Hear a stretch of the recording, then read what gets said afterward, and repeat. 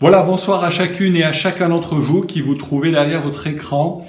Nous voulons encore, dans cette soirée du mardi 1er septembre 2020, partager la bonne nouvelle de l'Évangile. Et avant d'aller plus loin, je souhaiterais que nous puissions ensemble nous unir dans un temps de prière. Que vous sachiez prier, que vous découvriez ce qu'est l'Évangile et le fait de prier. Sachez que l'important, c'est l'attitude du cœur. Et dans ce moment-là, ayez foi en Dieu. Nous allons prier maintenant. Seigneur, je te remercie pour ta parole qui est esprit et vie, ta parole qui peut jaillir comme une lumière au sein de nos ténèbres, ta parole qui est envoyée et qui peut amener la guérison dans un corps, dans un esprit froissé, malade. Merci parce que tout est possible à notre Seigneur. Et nous voulons ensemble que ce soir, chacun de nous expérimentions à notre niveau la réalité de ta grâce et de ton amour pour nos vies. Amen. Voilà, ce soir, j'aimerais également vous faire découvrir une courte vidéo qui va d'emblée nous mettre dans le sujet de cette soirée. Je vous laisse découvrir maintenant. Il vient, c'est lui, regardez. Jésus, je te prie de sauver ma fille unique. Oh maître, aie pitié. Elle va mourir et elle n'a que 12 ans. Pitié, vite, maître, viens. Jairus, je suis désolé. Jésus. Ta fille est morte. Ne dérange plus le maître. Ne crains rien. Crois seulement et ta fille guérira.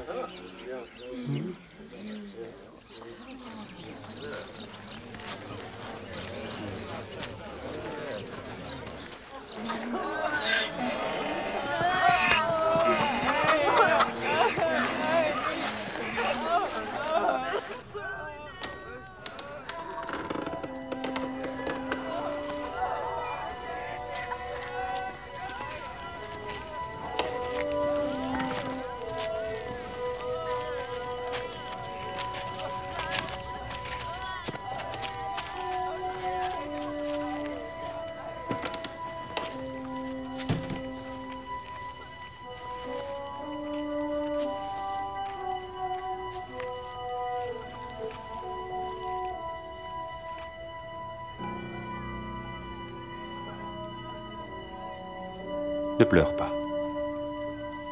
Elle n'est pas morte, elle est endormie.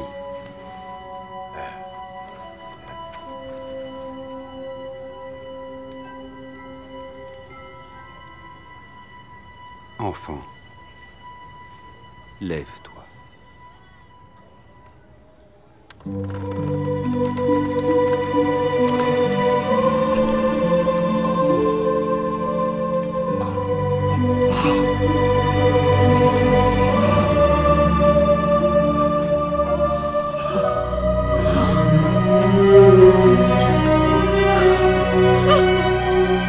Donnez-lui à manger.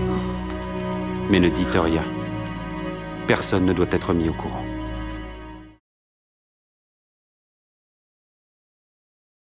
Comme nous l'avons vu ensemble dans cette vidéo, il est question de notre Seigneur qui va à la rencontre de ceux qui l'attendent dans ce village de pêcheurs autour du lac de Galilée. Et il y a là un homme en particulier qui se distingue, c'est cet homme Jairus, ce chef de la synagogue de ce lieu où Jésus se trouve avec ses disciples.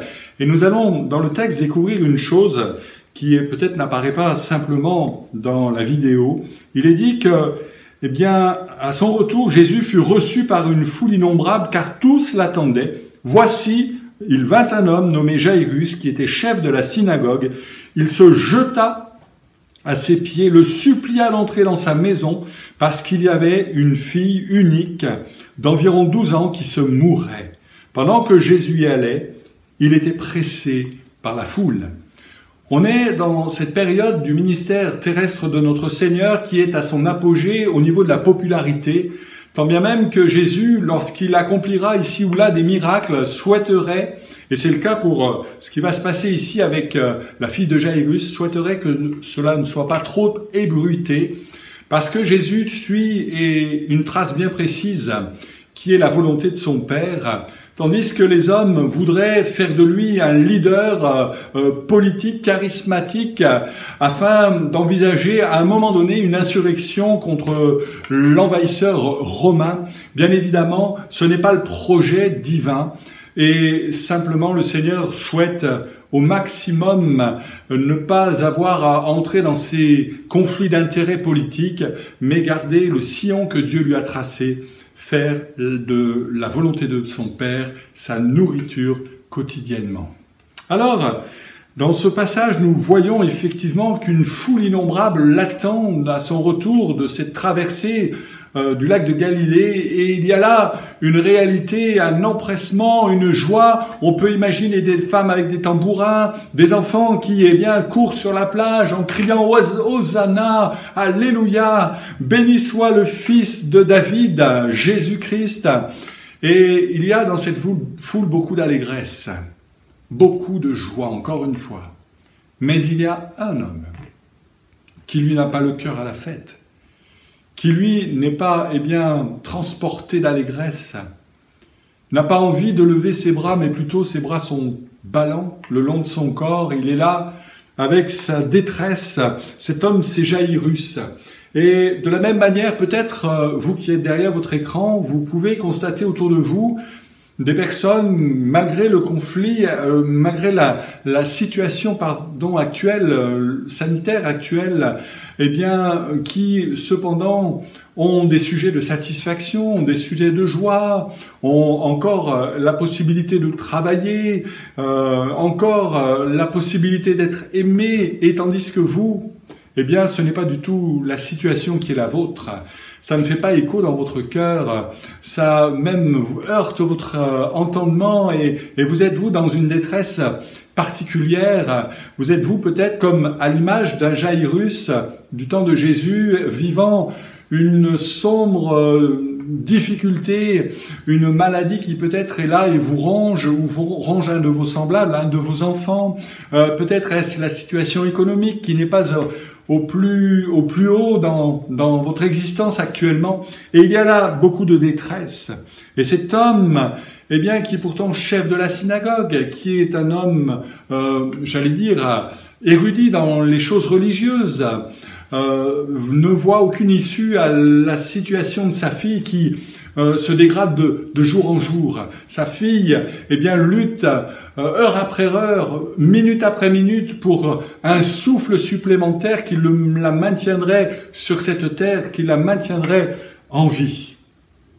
Et Jaïrus, dans sa détresse absolue, voyant que rien n'est envisageable du côté des hommes, dont la science est limitée, dont les facultés sont bridées, va se tourner vers le Seigneur Jésus. Oh, combien il a eu raison de tourner les regards vers le Seigneur. Combien, ce soir aussi, tu as raison de tourner tes yeux, de tourner ton regard en direction de celui qui a tout accompli pour le salut des hommes, pour la guérison des hommes également, lui dont les meurtrissures nous procurent la guérison, quelle qu'elle soit, de quelle nature qu'elle soit.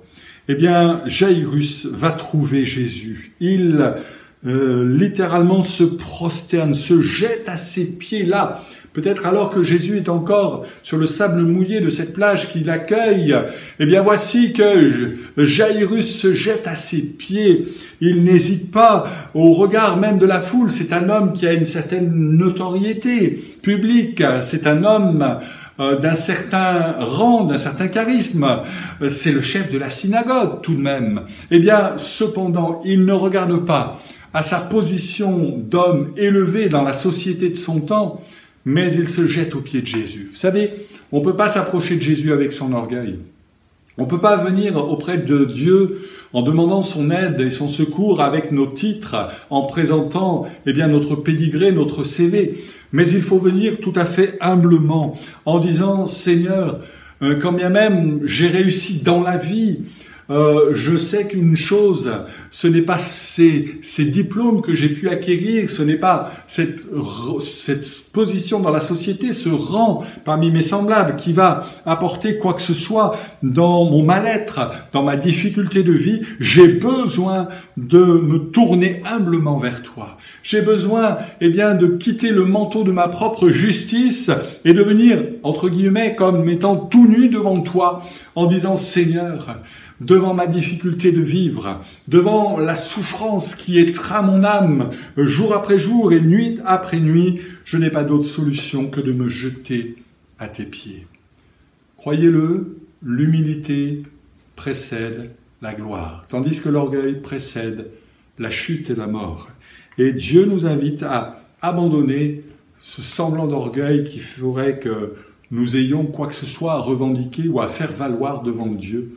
Non, Dieu nous demande de venir à lui tel que nous sommes, en toute humilité, nous attendant au Seigneur, plus qu'à toute autre chose et à toute autre personne ici-bas. Il le supplia d'entrer dans sa maison. Je ne sais pas si vous avez déjà demandé à Dieu d'entrer dans votre maison, bien sûr la maison physique, mais aussi et surtout la maison invisible qui se trouve dans votre poitrine et qu'on appelle le cœur, non pas le muscle cardiaque évidemment, mais le siège de votre sentiment, de vos émotions, le siège même de la vie, là même où Dieu dit « garde ton cœur plus que toute autre chose, car de lui viennent les sources de la vie ». As-tu déjà demandé au Seigneur d'entrer dans ton cœur? L'as-tu invité à venir chez toi, afin que lui vienne et soupe avec toi et entre dans une véritable communion de vie avec toi? C'est là l'essentiel à réaliser ici-bas. Et alors que sa fille souffre, à ce Jaïrus, Jésus, alors qu'il est entouré d'une foule innombrable, certainement avec beaucoup de besoins ici et là, beaucoup de demandes, d'intervention du Seigneur, Jésus, cependant, va être interpellé par le besoin de cet homme. Alors qu'il est en chemin, et que, en passant, même si je ne vais pas aborder ce point-là, une femme va trouver auprès de Jésus, en touchant le bord de son vêtement, une guérison qu'elle attendait depuis 12 ans. Là même, alors qu'il est entouré de cette foule qui le presse, Jésus se dirige en direction de la maison du chef de la synagogue. Et à ce moment-là, une mauvaise nouvelle rencontre ce cortège d'espérance. « Voici, est-il dit, n'importune plus le maître, ta fille est morte. » Et vous savez, il y a, lorsqu'on s'approche de Jésus, celui qui est l'adversaire de notre âme, qui voudrait de toutes les manières nous décourager.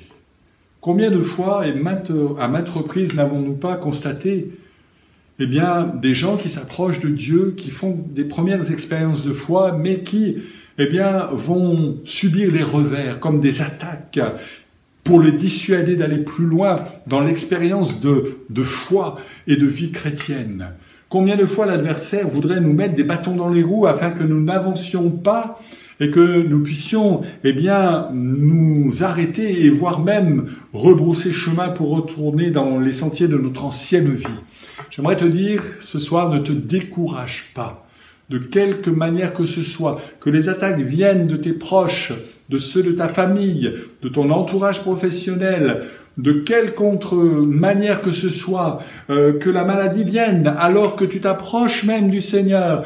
Aie foi en Dieu, continue à espérer. Je pense à cet homme aveugle, Bartimée, sur le bord du chemin, qui va s'entendre dire de la part de ses proches, n'importune pas, n'appelle pas, le Seigneur, il n'est pas venu pour toi, littéralement. Et je crois que à ce moment précis, c'est dans ces temps-là qu'il nous faut, plus que jamais, nous tourner vers le Seigneur, en disant, Seigneur, tu vois l'adversité, tu vois les mauvaises nouvelles qui s'accumulent, tu vois combien mon compte en banque se réduit de jour après jour, de semaine en semaine.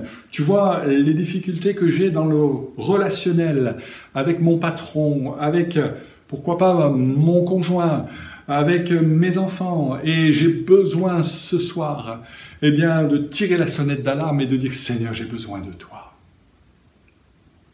Jésus ne laisse pas Jairus avec cette simple mauvaise nouvelle du décès de sa fille. Jésus, ayant entendu cela, dit au chef de la synagogue, « Ne crains pas, crois seulement. » Quelle parole d'espérance pour quiconque ce soir voudrait s'approcher de Christ en disant « Seigneur, il y a quelque chose comme la fille de Jairus qui en moi est malade et qui est même prête à mourir et qui peut-être est déjà mort. Je n'ai plus l'espérance pour mes lendemains. Je n'ai plus, avec cette situation sanitaire, de joie à vivre ici-bas. Il me semble que tout s'est restreint à cet environnement de mort et de maladie. J'ai besoin d'un souffle nouveau. J'ai besoin d'entrer dans un chemin d'espérance, mais je ne le trouve pas. C'est comme si mes yeux étaient environnés de ténèbres. Il y a en moi quelque chose qui s'est brisé et qui est mort. J'aimerais te dire que Dieu est le Dieu du renouveau, du printemps et de la vie. Amen. Le Seigneur Jésus lui-même a dit à un autre temps de l'Évangile, en d'autres circonstances similaires à celle de la fille de Jairus, Jésus a pu dire « Je suis la résurrection et la vie. Celui qui croit en moi vivra, quand bien même il serait mort. Et quiconque vit et croit en moi ne mourra jamais. » Il y a une réalité qui est imposée à nos vies. Ce soir, le Seigneur est celui qui a le dernier mot. Le Seigneur est celui qui est plus fort que l'aiguillon de la mort, est plus fort que le péché qui nous entraîne à la mort, est plus fort que tout ce qui est dans nos vies a pu disparaître, a pu être englouti dans le désespoir le plus sombre. Et ce soir, j'aimerais te dire que le Seigneur est toujours le même et il a pour toi une parole de vie et d'espérance. Alors, eh bien, considère que Jésus est vraiment la résurrection. J'aimerais te donner quelques exemples véritable, de résurrection véritable. Je pense à ce témoignage que j'ai entendu d'un des pasteurs anciens du mouvement, aujourd'hui parti auprès du Seigneur, et qui avait vécu sur la ville d'Alger un témoignage ébouriffant et extraordinaire d'un homme qui était mort, décédé, qui avait été placé eh bien, dans la morgue de l'hôpital et qui avait passé un premier jour, un deuxième et un troisième jour. Et le troisième jour, alors que l'église d'Alger intercédait, priait, demandait à Dieu qu'il y ait une action providentielle, quelque chose qui se produise, qui ébranle les fondements de tout raisonnement et de toute rationalité, voici que le troisième jour, eh bien, le gardien de la morgue a eu la peur de sa vie, si je puis dire, puisqu'il a entendu des coups sourds dans l'un des tiroirs qui tapissait l'un des murs de cette salle mortuaire. Et plus qu'intrigué, faisant venir un collègue pour savoir s'il ne rêvait pas, s'il n'était pas sous l'emprise de quelques hallucinations sonores, eh bien le collègue a confirmé, ils sont allés voir, ils ont ouvert le tiroir, le jeune homme qui était décédé 3 jours auparavant est revenu à la vie. Ça a été un témoignage extraordinaire pour toute la ville d'Alger, évidemment, que cette résurrection parmi les chrétiens. J'aimerais vous parler de cet autre témoignage d'un homme qui aujourd'hui est auprès du Seigneur, Louis Keinec, qui en Bretagne avait fait cette expérience particulière qui, eh bien, malheureusement, s'est retrouvé, eh bien, confronté à la réalité de la mort. Et le pasteur, à l'époque, Michel Pelletier, le tout jeune pasteur, eh bien, a été informé de son décès et a été conduit lui aussi à la chambre mortuaire de l'hôpital. Et là, on était en train de faire cette toilette mortuaire à ce frère Keinec. Et le jeune pasteur, bien que terriblement éprouvé à cause de la tristesse et de la séparation, voyant aussi un des très bons éléments de son assemblée comme cela s'en aller, eh bien, s'est placé au pied du lit et alors il a soupiré en disant « C'est dommage, mais quel dommage !»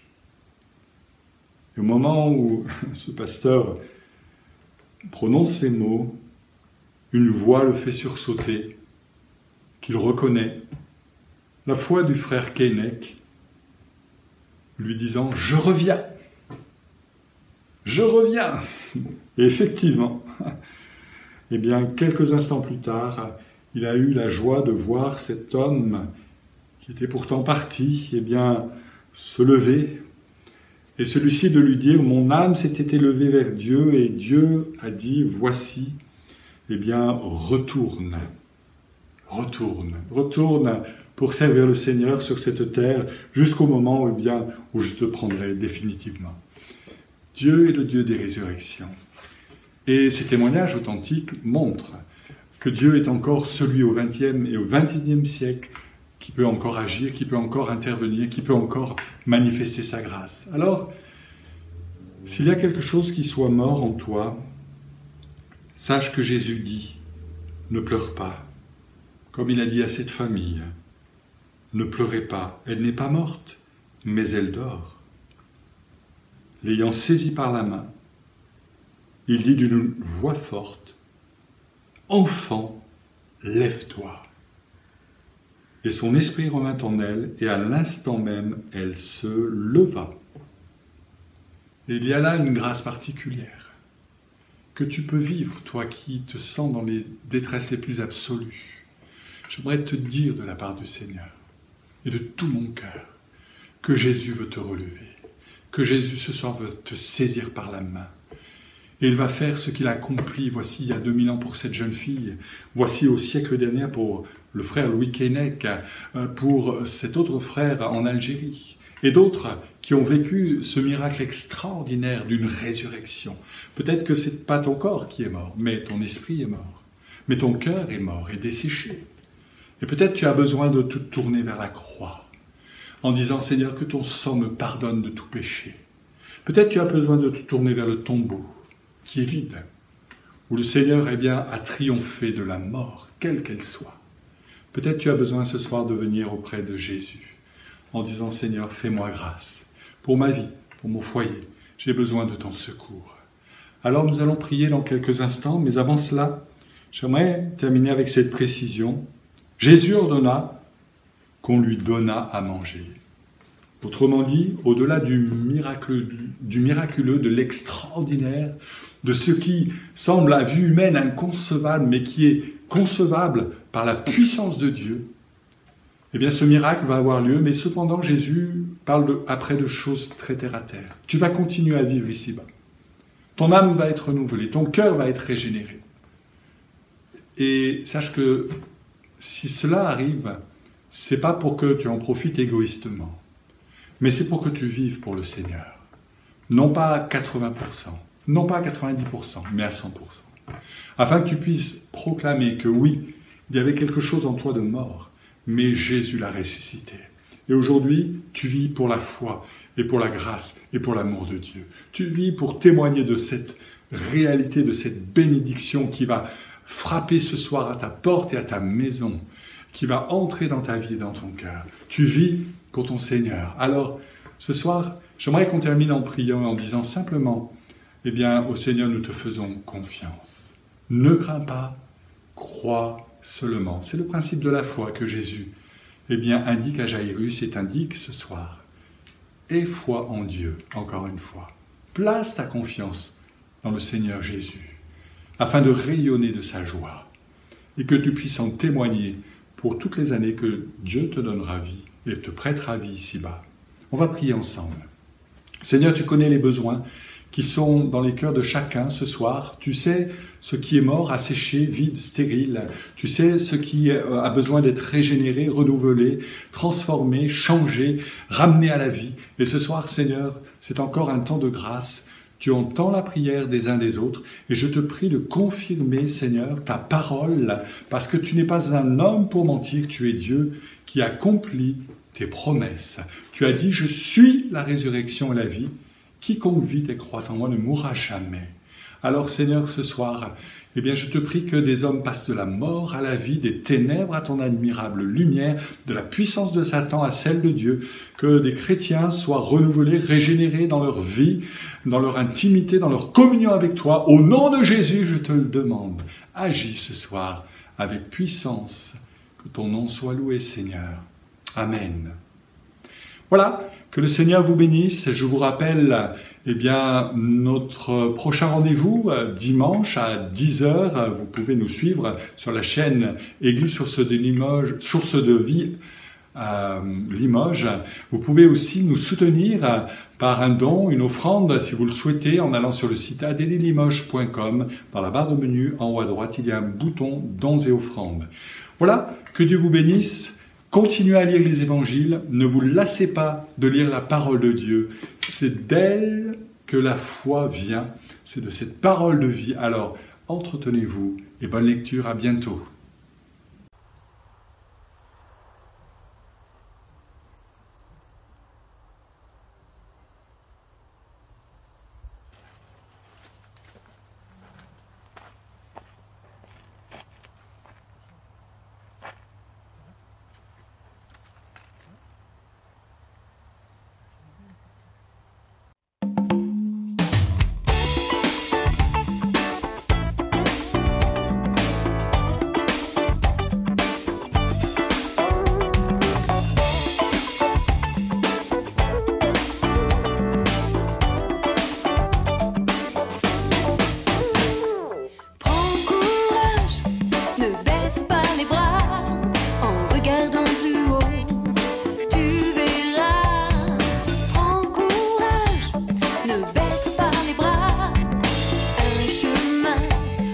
S'ouvrira un chemin pour toi s'ouvrir.